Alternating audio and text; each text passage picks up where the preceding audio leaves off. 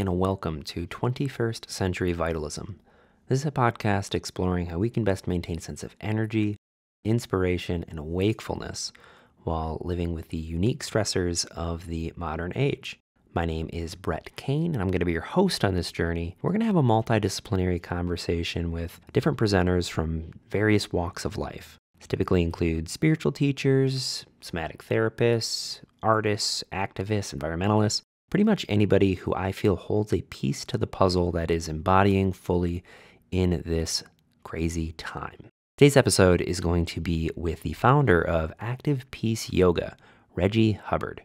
As a 500-hour certified yoga teacher, Reggie spent the past 2+ decades bringing the world of spiritual practice into the political domain. So his resume is very extensive, but it includes working with the Obama administration. He's been on the campaign trail for Bernie Sanders, and he's actually taught members of Congress and other congressional staff how to meditate. So he's a perfect voice to have the conversation that we had today, which is on the nature of bringing spiritual practice to the political sphere and why it's important that we actually engage with the society that we're living in. And it's not enough to just do practice and isolate yourself. So we talk about some of the mechanics behind that and also the importance of compassion when we engage in this space, both for ourselves and our nervous systems, but also for the people who we disagree with, even people who have views that are hostile toward us and others. How do we relate to them in a way that actually reduces suffering while still maintains a firm boundary? So it's a very important discussion as we're going into this upcoming election where we're at a 50-50 split with the country of people who think we should go in two radically different directions. So since this is on the cusp of the 2024 election, we also do spend some time exploring some resources and tools that you can employ to take care of yourself while still staying connected to the energy of what's happening right now. You know, we're making a case that your attention is needed, and being up to date on the twists and turns of this electoral process is it's an important thing, but we ultimately need to make sure that we are taking care of ourselves. So we do spend some time on practices that help us do just this. And these are really important practices for pretty much anything in life. So what we learn now, we can actually use in times of future uncertainty, which I am a strong believer that we are only going to be met with more and more of that, because that seems to be the trend, doesn't it? So if you like what you hear with this conversation, if this feels optimistic, if you get a good charge from this, consider heading on over to Reggie's website over at activepeaceyoga.com just to stay informed with what he's got going on.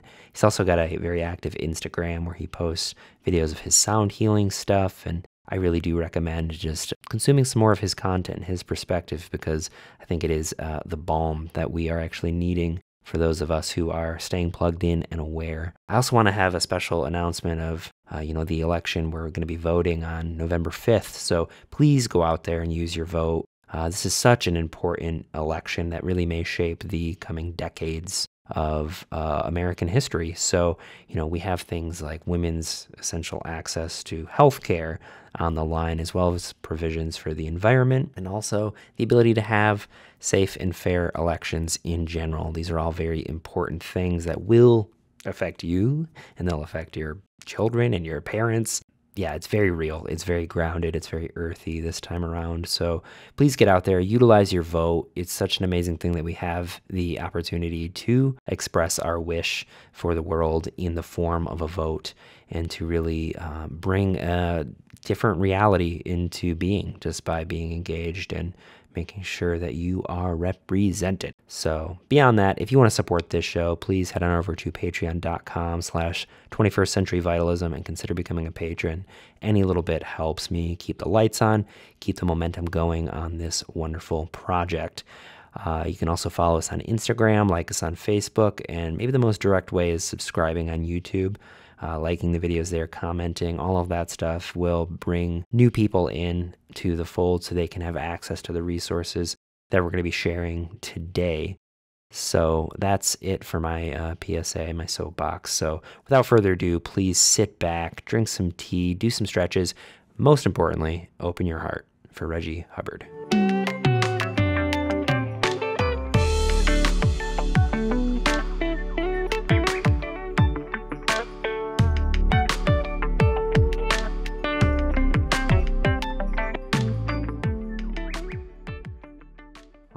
Reggie. So we are now recording. I just wanted to start by saying once again, thank you so much for joining me.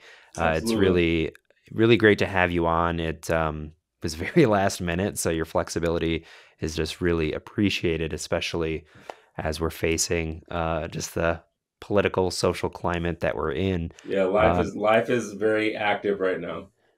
Yeah, yeah, on so many different fronts. I have a lot of friends in North Carolina too who are rebuilding their homes, and there's just Hmm. so much from every angle. We're really starting to see kind of the accumulated effect of the past 100 years of development and momentum. So I just want to start by asking, just how are you doing today? How are things in your sphere? I'm well. I turned 50 on the 5th of October, so I'm very recently finished my 50th trip around the sun. And the last 6 months of my 50th trip has been in stroke recovery. I had a stroke on April 1st. No fooling. So it was no April Fool's joke. I was laid out in a hospital bed with neurological impairment in my left foot and my left leg. And I've never been so thankful for Sangha and practice than I Yeah. have been for the past 6 months, right? So we think about practice as this thing that we do. I think most people view practice as like an accoutrement. It's like a ring as opposed to like the foundation of your right. So when I had the stroke, I got deeper into my sound practice, got deeper into my meditative practice. And I lost all energy because of the stroke and the recovery, but I could feel people praying for me. I could feel that. And so I have now a new appreciation for this gift called life. I have a new appreciation for functioning cognition and fine motor skills, because I've had to learn how to walk again. I was joking with one of my Uber drivers over the course of my recovery, and he's like, "Why are you limping?" I was like, "Because the universe has ordained that I need to learn how to walk again. So I clearly did something wrong the first time, so I get to learn it all over again."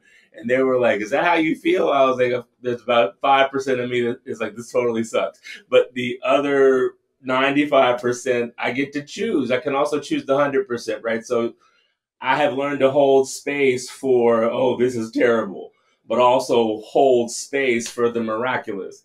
And that is a skill that I think is in short supply. But spiritual practice, contemplative and meditative practice gave that to me. So I say all that to say I am present with the miracle of life in this moment. I'm grateful for the chance to be in conversation and community with you. And I hope that the fruits of our conversation, the merit of it, can help alleviate people's suffering and give them wisdom and inspiration. Wow. Yeah. Thank you for sharing all of that. Happy belated birthday. I just want to start by saying, and it is interesting with the nature of spiritual practice. It's one of those things where you have to do it in the days that you kind of don't feel like it, and you're really preparing for those moments when life, strokes you, or when things really hit the fan. That's really when Mm, you start to realize the fruit. Sometimes it's not as immediately observable in the day to day no, when you're just kind of showing up. But as you're facing something like losing the ability to walk, or potentially political upheaval, it's in these moments when we really begin to see the way that practice resources us and how it absolutely. makes us more resilient. But to get into that a little bit, Yeah. one of the big things that I wanted to talk to you about today is just the nature of political engagement Hmm. and spiritual practice. Yeah. And I guess to start that off, I'm kind of curious for you, what came first? Was it being politically aware and engaged, or was it spiritual practice? And how did you become aware of the other kind of side of that coin? Yeah. So both were present at the same time, and very recently they have merged. So what I mean by that, and I'm a black man in the United States. So as a black person in these United States, my very existence is political, Mm, right? The state destroys people who look like me for sport, right? Like government policies have been enacted to uproot and disrupt my quality of life. Systems seek to exploit or demean my very existence. So I've been acutely aware and politically engaged most of my career. I mean, like sixth grade student government association, I was class president, like, so I've been politically engaged for most of my life and grew up in the church. Around my late 30s or so, I realized that the silo of those two was killing me, right?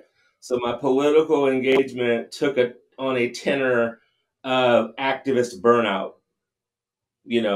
I would like chain smoke cigarettes and drink bourbon for breakfast and curse out people for lunch, all in the name of justice. You know what I mean? So I was in the anger, while justified, that I carried by my lived experience as a Black man in this country, was killing me. It was killing me. And so around my late 30s, I stumbled graciously into meditation and into like spiritual teachers like Howard Thurman, and Elder Thich Nhat Hanh, and like people who use spiritual practice as a way to wage peace in a chaotic system, right? Who talked about nourishing and fortifying yourself, not to sit in ignorant bliss, but to be peaceful as a disruptive agent to chaos and harm. Yeah. And the merging of those two has happened over the course of my late 30s, early 40s, and now they're inextricably bound. So when I talk about my spiritual practice, it is a political act, right? Because, for my friends out there who lovingly, and I would say ignorantly, believe that you aren't supposed to be involved, are you incarnated, right? There is no accident in the universe. So your incarnation, and from my spiritual understanding, is meant to bring about peace, grace, change, and transformation in this world, not just to yourself, because that is an ego driven enterprise which has no basis in the connected community. The ego is a myth. And if all of our destinies are inextricably bound, I must care for you. That is caring for me. Yeah. They're inextricably bound, and when you separate them, you cause suffering to yourself Yeah. and other beings. Beautiful. Yeah. One of the things you had just said, and I had a kind of a visceral response of this idea of waging peace. That's something that I think we tend to miss out on, especially when we are first becoming aware of the injustices in the world. Is I think the initial response is anger and And kind of justifiably so. Yes, yeah, for sure. And there's an energy that you can use from anger and righteousness. But I think the way that we actually affect change is by, as you say, waging peace. It's by becoming an agent of peace within ourselves so that when we engage with these systems, we bring that energy. Because if we're not bringing that energy and nobody is, then even good intentions can kind of create reverberations that Mm-hmm. could exacerbate and then cause more division. Mm-hmm. So it's about kind of harmonizing that within ourselves through our private practice and then Totally. engaging in these systems. But and that's another thing that you mentioned is there's really no freedom of individual self if we don't have freedom for everybody. And the idea that the ego it's a myth. It's not really a real solid structure. And when you really begin to yoke that, The you ego begin to exists see in the that context of someone else. yeah, I exist yeah, because you exist. yeah, yeah. Right. We're always kind So, of yeah. Yeah, we're constantly defining ourselves in relationship. So if what you're in relationship is suffering, then you're naturally going to be constantly mirroring the effects of suffering. So Mm-hmm. I mean, maybe you could get away a little bit, and like go sit in a cave, but you still have family who care. It's really hard for a Westerner to actually fully isolate themselves, and I think it would actually cause more harm and disruption to their social fabric than if Yeah, they and were I to want to just pick up be on that point present. a little bit, right? So there are those, again, I lovingly disagree with you, and when I call you ignorant, I'm not calling you stupid. I'm just saying you lack wisdom in this particular area. Like extracting yourself from a system for your comfort is not spiritual practice. Like Yeah. creating a boundary to resource yourself is spiritual practice, but you resource yourself to gain grounding and clarity on how to engage. Like it's not like, oh, this is so terrible, they'll figure it out. I'm gonna just sit here. I was once in a sangha of a socially engaged Buddhist sangha, and people would say all the time, and Brett would drive me crazy. And like I would try and be quiet, but then at the end I just couldn't. And I would just so they were like, there's suffering in the world, but I just sit in this place of knowing nothing. And I was like, that also means doing nothing. You know what I mean? Like, get out of here. Like, knowing nothing, beginner's mind does not mean being inert. It Yeah. means like aggressively studying your biases so that you can encounter the world as openly and cleanly from metta, from the loving kindness that's the driving force of the universe. That's what knowing nothing means. It doesn't mean like, oh, this is tough, I'm just gonna sit here in my cocoon of isolation. No, in privilege. No, that is not spiritual practice. That is avoidance.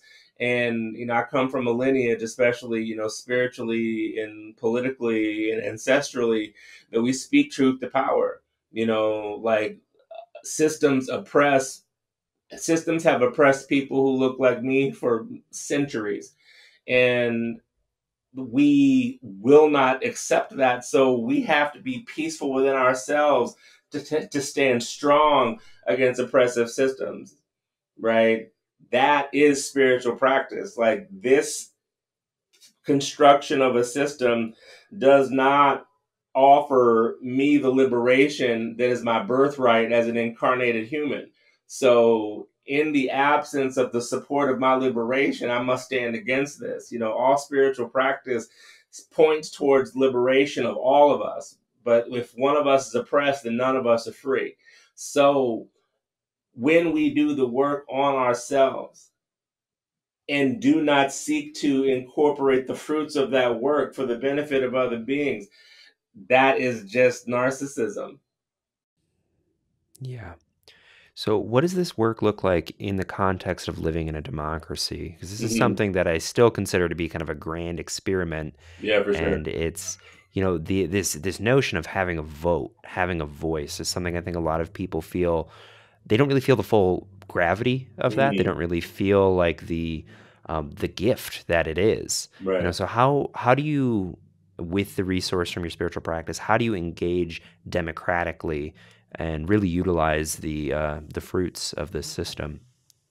It is remarkably uncommon in the history of the human experiment to have the ability to be what you want to be, say what you want to say without recourse from the governing systems. People have been hung. My dear girlfriend watches a lot of period pieces, and she was watching this thing about France. The king didn't like how someone looked at him and ordered him to be killed. Right? So, and I was just like, what? You know what I mean? But like, it, for a large part of human history, there has been like oppressive systems on people. So those of us who can go wherever we want to go, do whatever we want to do, especially if you are of color or identify as female. Those are groups of people who recently have unfettered quote unquote access to the political apparatus. So as it pertains to spiritual practice and engaging in the democratic process, Reverend Senator Raphael Warnock has talked about vote being a prayer for the world that you want to see. right? You are expressing your desire for the world that you want to see. Even if you don't vote, you are expressing your desire for the world that you want to see. There's a phrase that's common in certain activist circles, like, you don't have to do politics because politics is going to do you. Yeah. You know, whether you engaged or not, you can do politics or not, but politics will do you. They set your tax rates. They set the quality of the schools that you go to, or if there are even schools in the area. You know, they set up sweetheart deals for developers to rip down trees. You know, like, these systems, to abrogate your opportunity to influence these systems is, I think, the height of spiritual malpractice. Mm, that's a hell of a statement. In the yogic tradition of yamas and niyamas, the philosophical underpinnings of hatha yoga, um, there is this concept of ahimsa, which is non-harm. It does, and it means sometimes you have to stand in the face of harm. Sometimes you have to disrupt harm. Right? You know, I love the fact that I now have all these gongs in my life, because that's what gongs do. They disrupt to bring about an opportunity for peace and settling. So when one is involved in spiritual practice, first of all, it's expressing your own wishes. Then it's about creating conditions for all people to express their wishes. Then it's about creating conditions where misinformation is mitigated so that people can vote based on the truth. You may not like the truth, but bending the truth to get other aims happens all the time. Yeah, I taught a group of freshmen at Catholic University recently as a guest lecturer. I was just like, so the thing about campaigning is it's essentially psychological warfare. Mm-hmm. And in that's why, again, for those of us who are meditative or spiritual practitioners, if it's psychological warfare, we should practice enough to discern that and then dispel that. Yeah. You know, because the preponderance of ignorance that is normalized by our unwillingness to address unjust systems causes tremendous harm. Yeah. So one of the things about living in a democracy, and it's something that is, it's one of those paradoxical things because it's kind of intrinsic to the nature of it, is that there are going to be people who disagree with Yeah, us, right. and some people who disagree with us in a way that could actually cause real harm, For sure. holding views that are xenophobic or racist or sexist. Mhm. But how do we engage with that in a way that protects the multi-voiced nature of democracy while also mitigating the harm that's caused by people who I mean, there's an inalienable right for them to hold views that are different than ours. Right. How do you interact with people who are coming into life with these kinds of things in a way that is compassionate as well as Right. firm? I grew up in the black church, and there's a phrase in Christianity that says, "Love the sin, hate the sinner." I mean, Mm, love the sinner, hate the sin. You know, and what that means is, I can dislike what you are doing, but I love you, because at a certain level of cosmology, regardless of your spiritual affiliation, we're all sparks of the divine. We are all individual expressions of infinite source. Even the things we don't like, right? I believe, as part of my spiritual practice, which is a mix of like yogic, dharmic, and like Baptist traditions and Afro-Indigenous traditions, I believe that everything that is in my life is meant to teach me something. And racism has taught me to have unshakable confidence in my damn self. I learned that from racism, Mm, right? wow. When my teachers, when I was younger, would be like, you know, you may not even be able to go to college. Oh, you're just saying that to me because I'm black? Wow. It is well within your right to have your view. And I'm grateful for those views because they awakened mine. Wow. You know, so if you view, so for instance, for those who express violence and want to create a more violent state, it's a call for us to like be ferocious with our love. Wow, that's beautiful. It's a call for that, right? You know, like having adversity, if properly nourished and cultivated, yields resilience, yields compassion. I mean, I've gotten to the point now, Brett, and it shocked me because I used to be like in racist people's face. You know what I mean? Just like, oh, you know, like that was totally. But I have compassion for racists now, and here's why. I psychologically understand the feeling of irrelevance that you must have to see the crumbling of your worldview. I understand that. And I have compassion for that.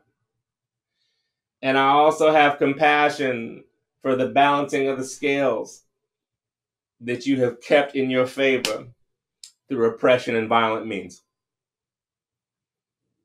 So I can have compassion for the distress that you have caused on your own. And my compassion for that does not get in the way of the call for justice for all. Yeah. We kind of mentioned this at the beginning, how spiritual practice makes us resilient for those times when we're met with uncertainty or Yeah. met with aggression. And for me, something that I've realized to be tremendously helpful, I'm a Buddhist practitioner, so I use mindfulness as my main vehicle. And Mm-hmm. within that practice, you're really confronted with a lot of the energies of your own mind in a Oh very man. direct way. Oh boy. And Yeah. recognizing where I'm still holding on to aggression, where I'm still holding on to this maybe fear of change, recognizing those qualities within myself helps me to do the exploration of what other people must be feeling, Yeah. even if I don't Exactly. have a even if I don't have a direct experience of racism. I can understand some of the component energies of fear and of Right. anger and of like othering other people. Right. And I think when you're able to do that, you can empathize in a way that, again, doesn't let people cause harm, but it helps you navigate it more skillfully so that Right. you can be a force, a firm no, but also one in which is inviting in for them to be of their higher nature.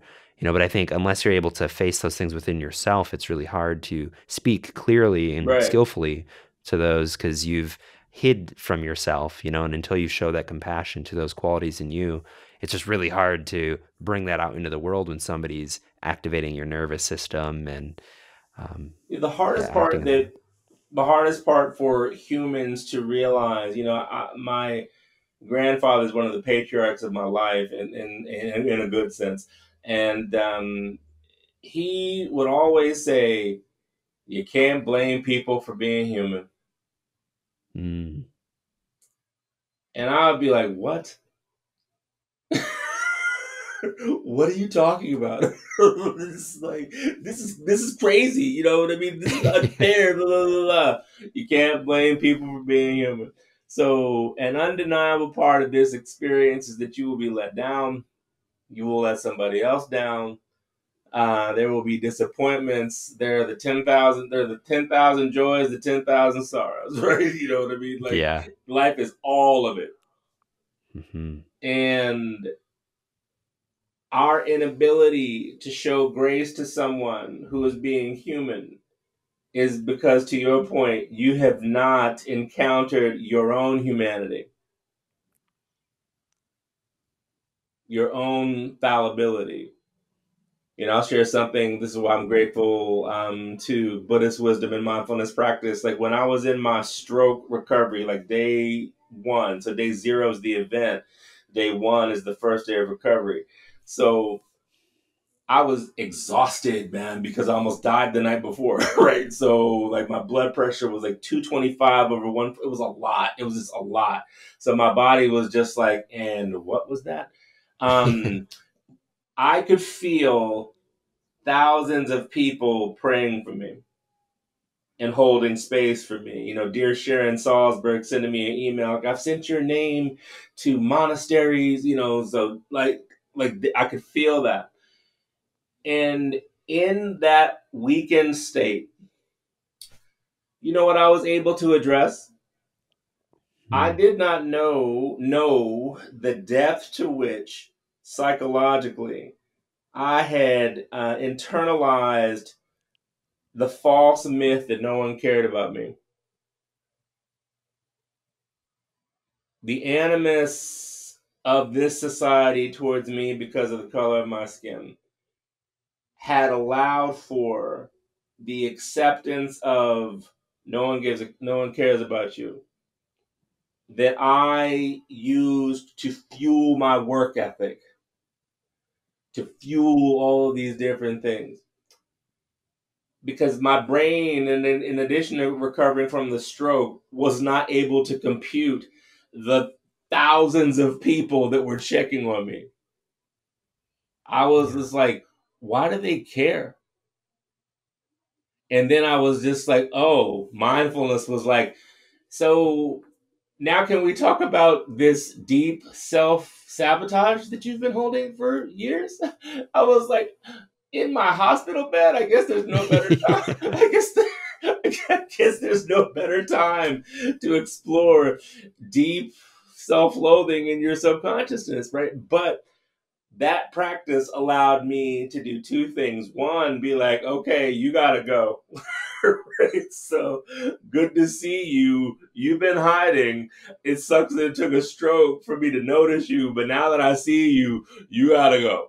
Right? Yeah. I guess you had value at one point, and I honor that, but this ain't it anymore. Right? So I joyfully release you to the universe. That experience also allows me to hold space for someone who's struggling right now. There are some, again, this is not to condone it. So for people who are like, what is this guy talking about? I laugh at myself when I talk this way too, because if you aren't aware of your racism or your sexism or your homophobia, you're going to respond in a certain way, like regardless of political affiliation. I really don't understand, if you looked empirically at the two candidates, how you choose one over the other. I don't understand that. Yeah. Regardless of who I worked for, like, no.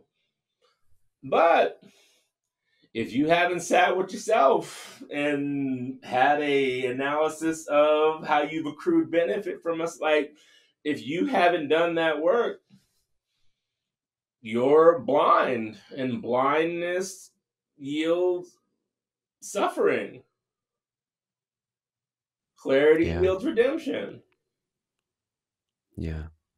Yeah. That kind of brings me to another aspect of democracy that, a lot of people, I feel like might have gotten kind of disconnected from, but this notion of having options, I feel Yeah. like for a lot of people who lean to the right, who are maybe not like alt-right MAGA, but just like lean right, Right. they kind of see the situation as kind of like, I'm just sick of voting for the better of two evils. It seems like the moneyed interests, I think a lot of people's perspective, is really what kind of props up both candidates. So there's kind of like an apathy that settles Sure. in Sure. where it's like, I vote either direction every election, and my life hasn't really changed. I'm still dealing with the same kind of problems. It doesn't matter who's in the Oval Office. Mm. But you've actually had the fortune of working with people who are in Congress. Yeah, right. So I guess I'm just curious about your experience of working with people who are actually behind the scenes that many people kind of paint as inherently corrupt and just kind of like the bane of society. Right. So I guess from your experience of somebody who is aware of all these different energies, what's your experience working with people who are actually behind the scenes? I've seen both. Right. So I've seen people for whom they genuinely care and want to better the lot of all of us.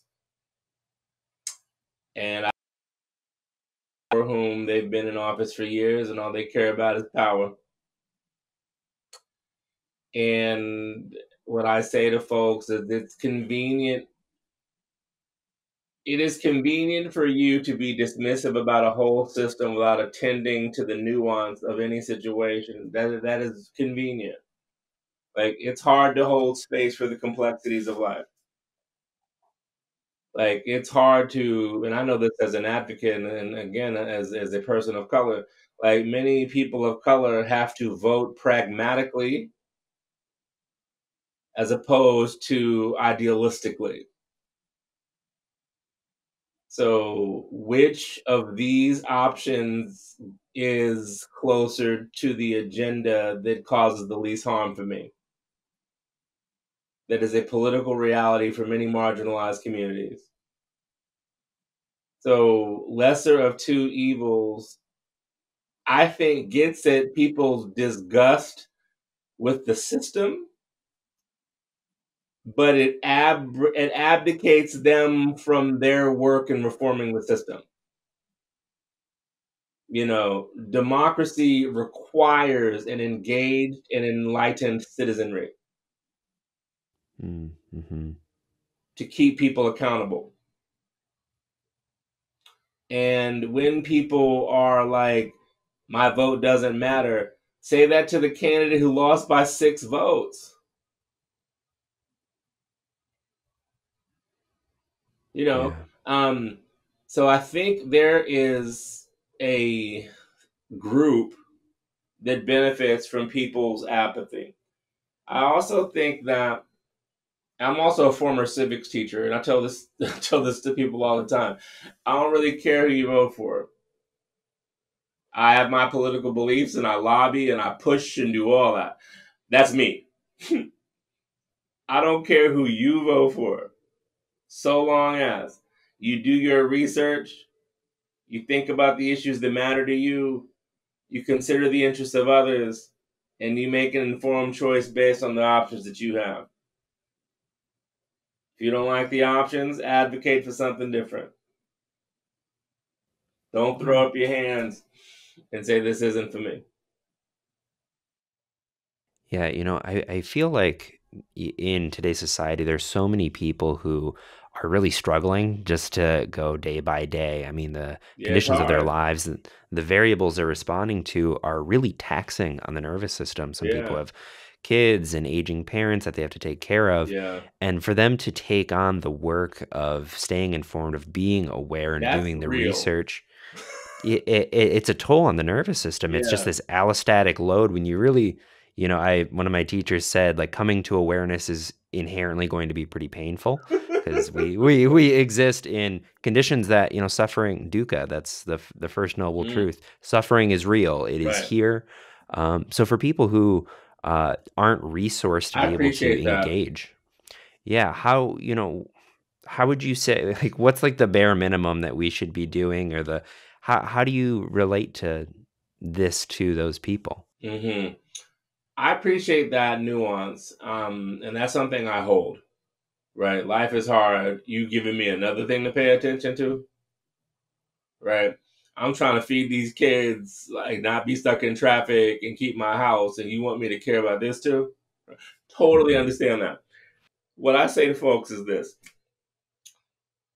you may not be able to care about everything, but you need to care about something. Mm. And it's maybe you just vote and don't care about that, but you volunteer on your PTA because kids need your time and attention. Or you work with people in your neighborhood to better the quality of life. That's the other thing too. Political engagement is beyond voting. Voting is an aspect of civic responsibility. What I've ridiculously been able to do is I now teach meditation to the Democratic staff and some nonprofit people. So nonprofit activist groups call me and are like, Reggie, can you hold meditations for us? We're stressed out, right?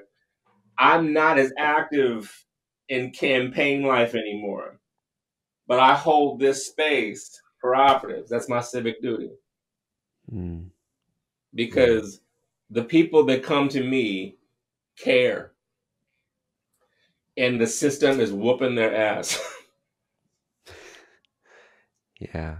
So Yeah, I I think, help them keep their hearts intact and their minds clear so they can do the work. That's the way that I can offer. Like at this phase of my life and career, I'm not on the campaign trail anymore. I lived there for about 10 years, over it. I'm too old for that. But I can offer this wisdom and these gongs and like my yogic and dharmic practice in service to the preservation of your nervous system so that you can be resourced to deal with whatever life is giving you. yeah. And, I do want to get into some of those resources and some of those practices, but just to kind of riff on this notion of the people who are just showing up day to day, I would also make the claim that by caring about something outside of yourself, you're actually doing yourself a service in how you show up to your immediate needs as well. Mm-hmm. Because when we think bigger, I feel like expands the container of awareness so that it's not just you. And I think that creates a little bit of space so that you can see that even your day to day that feels really routine and like you're barely hanging on, there's actually a lot of space and a lot of creativity that can be had in that. And it's something it's like a free resource. Just by caring about other people, it opens up an ability to navigate your own space just more skillfully. And that's just always available. Yeah, that's the other thing too. Again, to also go back to when we were talking about the ego first. Like when ego is under attack, it goes like this.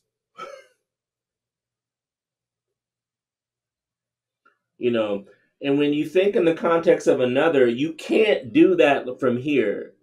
You're at least Yeah. like,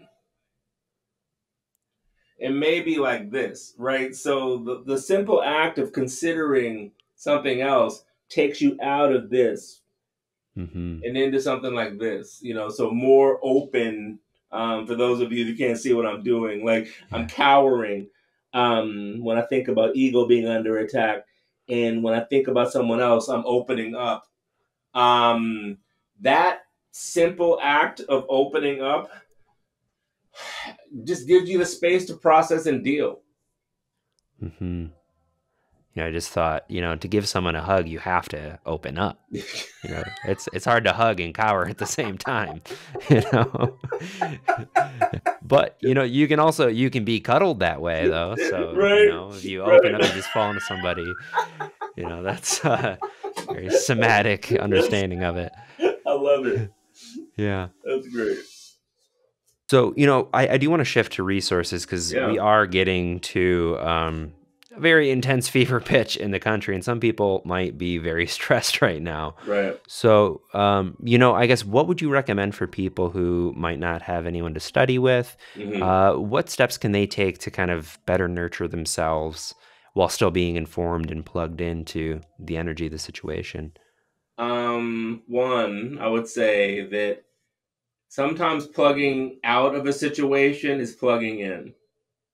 Meaning, you don't need to doom scroll Twitter to find out the latest about the latest. You can put that energy towards prayer for the protection of electoral workers for the integrity of the process. So resourcing, sometimes the easiest resourcing is what you don't do,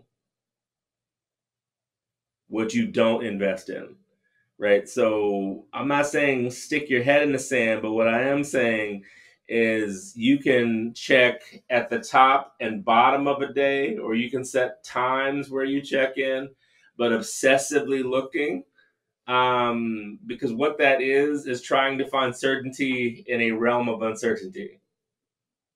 You're not going to find it, Yeah. right? But what you can do is, feel the feet beneath the ground, do a body scan, like where is there tension in my body, and maybe breathe into it, or maybe you shake or do those sorts of things. But the energy you invest outward into seeking an answer, you can invest inward into finding your peace, equanimity, libertad, whatever you want to call it.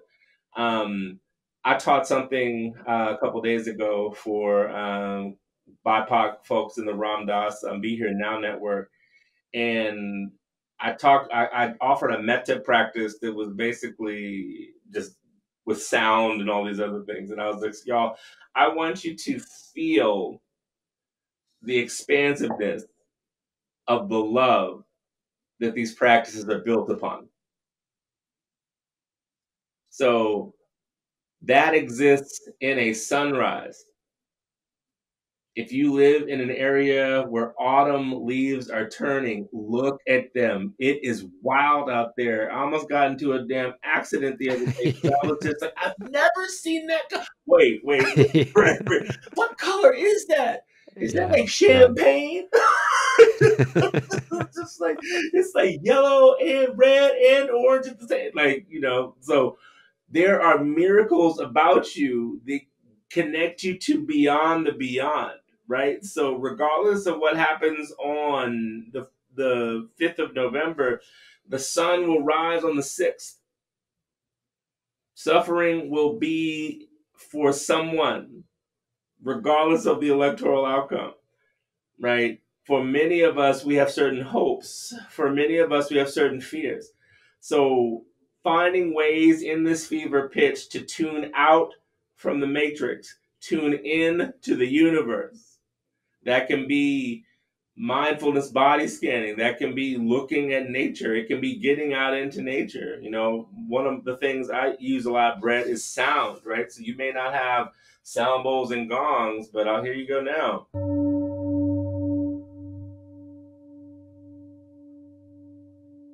In 10 seconds, I can take your stress away by focusing on this. And the last thing I'll say in terms of resourcing, you may not have a teacher, but if you have a computer or a phone, there are YouTube stations with sound practices. There are resources of reputable teachers online. Like there are ways that you can, if you're going to be online, you can choose to not be on X or Threads or Facebook and be on a YouTube channel where someone's going like, oh, like there are ways to invest your energy that you can be nourished in the fever pitch. I mean, because that's the last thing I'll say on that, and then open space for your next question is that I have learned because of my experience in politics. I've been in politics for 24 years. Oh my God. But like 24 years is that the end of so campaign energy is a force multiplier. So I've helped organizations. So part of my work now in the political world is helping organizations use this energy to their collective advantage. 2 years ago, I was advising a nonprofit and I was just like, so this stress that you're feeling, if you invest in this resource, in this structure, and use this, they are now seen as an authority on their issue of a campaign to their advantage.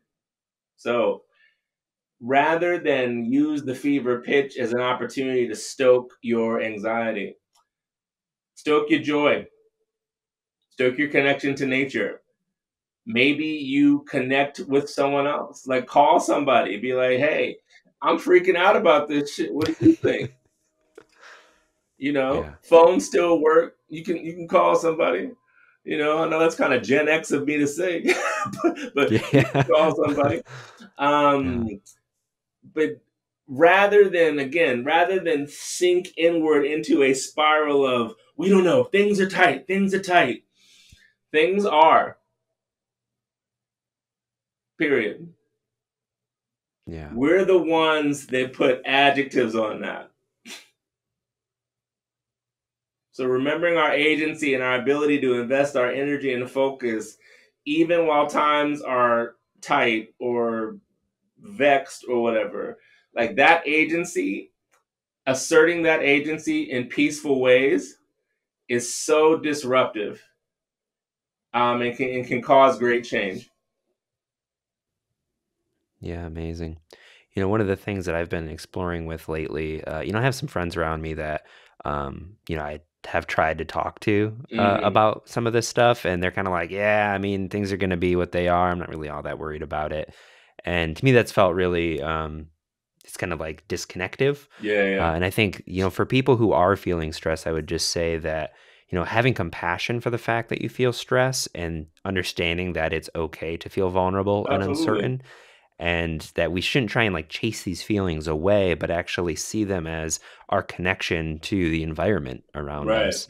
And it's a stress that not just one person is feeling, but it's actually kind of like the fabric of our society right now in a lot of ways. And to me, that feels way more connective and spiritual and advanced than to, like we were saying in the beginning, insulate yourself and expect, no, things are fine because I have this practice and the world doesn't really touch me. And I think like Hmm. encouraging people to let the world touch them Or is, acknowledge, I mean, the world is touching you. You know what I mean? yeah. You heard that sound bowl, right? Hmm. I'm nowhere near you, right? Yeah. And it traveled somehow to your ears. So if I can play a sound bowl where I am and it reaches you where you are, how energetically are we not connected? Like I can hear a trash truck outside my building right now going boom, boom. That's impacting me, Yeah. right? So when we remember that we're connected and can foster the other side of that connection, so the expansion, the freedom, the grace, the alchemy that comes from connection, right? Like when we can focus on that. So, and the other thing I meant to say earlier is that we as a society, especially in certain levels of dharmic practice, eschew friction. Friction is Mm. a necessary part of the human experience. If there is no friction, you can't walk. If there's no friction, I can't talk, right? Friction exists on the inhale and the exhale. So friction does not have to be something that is destructive. Friction can be curative, it can be medicinal. So an electoral process does not have to be destructive. It can be the impetus through which tough conversations are had, and that we can transform that through the friction and the connection, as opposed to the separation. Everything's fine. No, it's not. Bring the friction, bring the mess, and then whatever emerges from that, give it space. Yeah. I like the phrase that the only difference between a medicine and a poison is the dosage. Mm, So, I think the last real question that I had for yeah, you is one that, in a perfect world, I wouldn't have to ask it, but we live in the world that we're in, which in a correct. sense is perfect in its suchness. But um, let's consider November 6th. Yeah, There is a chance, there's a 50-50 chance right now that Donald Trump will win. yeah. Uh, what does the day after look like? I guess for you and for people who are just aware of the gravity of that, who are really Mm. plugged into it, how do we move forward in that world without really knowing any of the conditions that it'll create. But, I guess what will you be doing, and what should we, as people who are spiritually practiced Right. and wanting to be more involved in politics?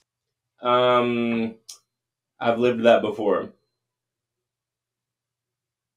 I lived that in 2015. I worked for Bernie Sanders in 2015 and 2016. And so when Senator Clinton lost and Trump won, I got to work. And most people were just like, "What are you doing?" I was like, "I'm doing what I feel called to do." I cannot say that I will do the same this go around because my calling is less political and more spiritual. Like, we got to figure out a way to talk, you know what I mean? The reason that Trump is on the rise is because we are addicted to ignorance and a lack of real conversation.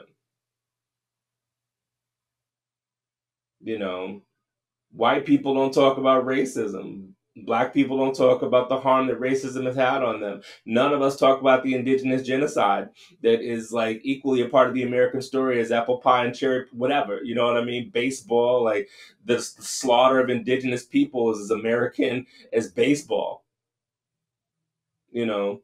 And that is the truth. If that offends you, I would love to tell you that I care, but I don't.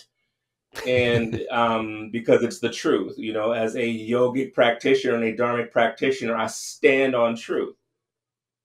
And if it makes you uncomfortable that I speak it, then perhaps you need to be deeper in your meditation practice and cultivate equanimity. So I think for me, I continue to speak truth and hold space for people that want to speak truth. And I wouldn't be me if I didn't answer the other question: what happens if the result's the other way? Right? I can't hold space for one thing and not the other. I'm a Libra. Yeah. So we can't talk about a Trump victory and not talk about a Kamala Harris victory as well. That will be tectonic in some ways, in terms of color and gender.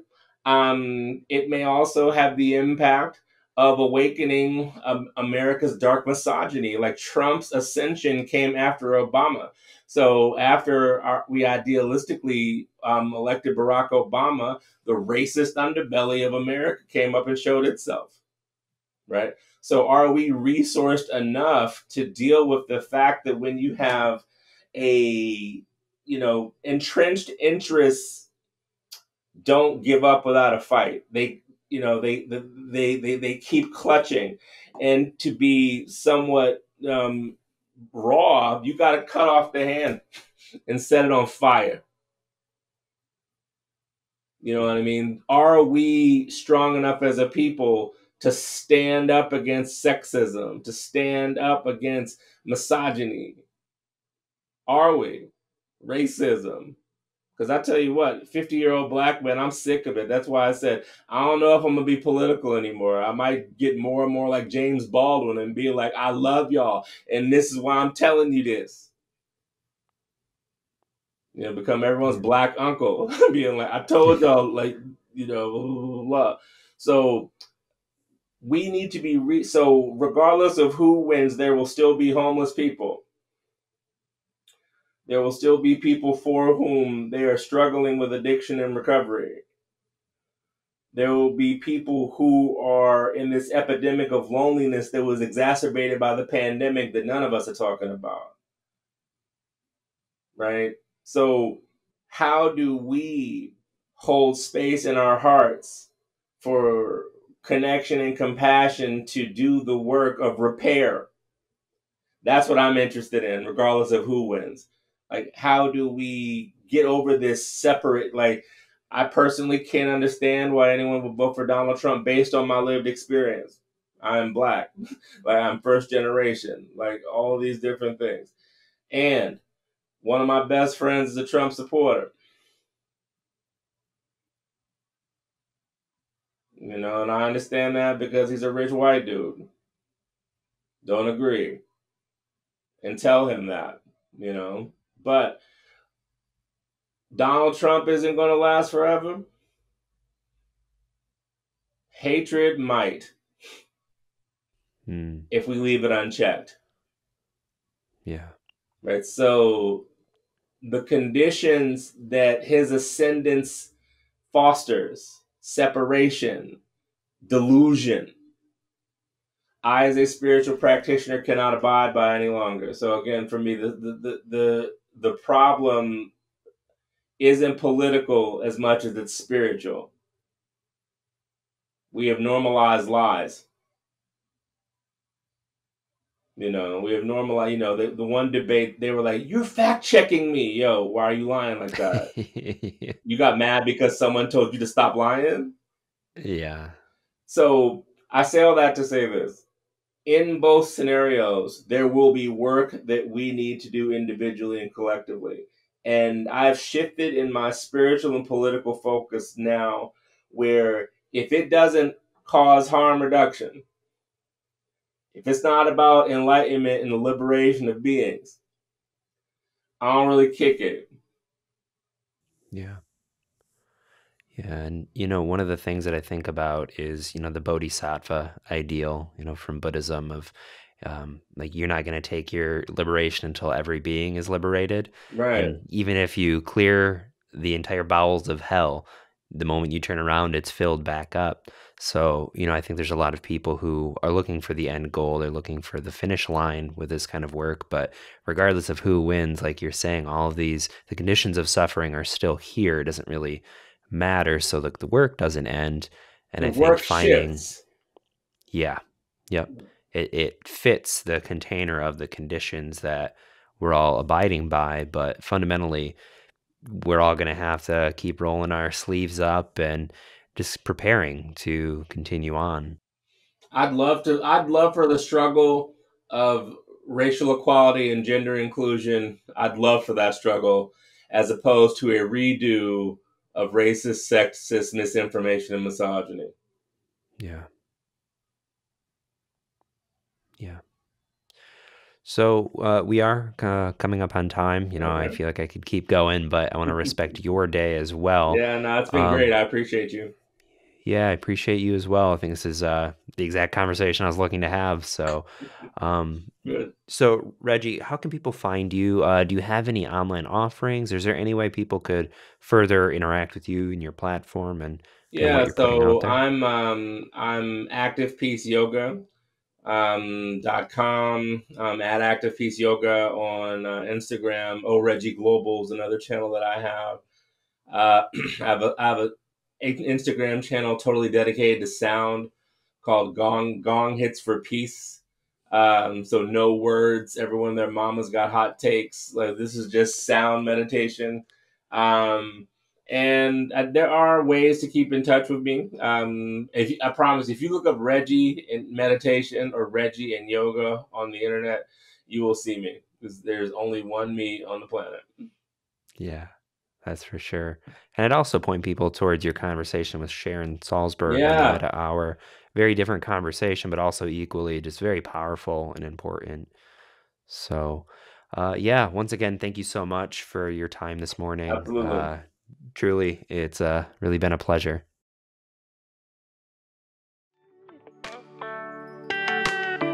All right, friends, that was the episode. Thank you so much for listening all the way through until the end. Once again, that was Reggie Hubbard.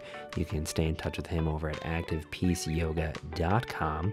If you want to support this show, you can head on over to patreon.com/21st Century Vitalism and consider becoming a patron. It would really help me keep things rolling forward. If you don't have the money thing going on, that is totally okay. You can just follow us on Instagram, like on Facebook, subscribe on YouTube, comment on YouTube. It is the digital era. We're all familiar with how we can put our energy behind projects. So if you want to do that, I would love you forever. I already love you forever, but I'll love you doubly forever. Forever and beyond. So that is it. We will catch you next time. Thank you again so much.